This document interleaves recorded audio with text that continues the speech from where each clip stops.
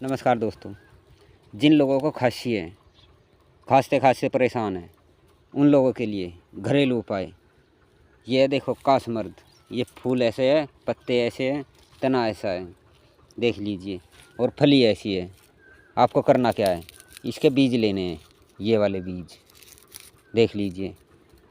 इसमें इतनी आपको, जैसे 5 ग्राम बीज लिए, 5 ही ग्राम आपको पीपली लेनी है, और उससे आधा आपको काला नमक लेना है, और आधा चम्मच आपको इसमें शहद मिलाना है, शहद। और रात में सोने से पहले गुनगुने पानी के साथ इसका इस्तेमाल कीजिए, तो खांसी तुरंत गायब हो जाएगी भाई। देख लीजिए, कासमर्द का बीज, ये कासमर्द का पौधा है, ये फूल है इसका, देख लीजिए भाई। हमारी वीडियो ज़्यादा से ज़्यादा शेयर कीजिए, पसंद आए तो लाइक कीजिए। धन्यवाद।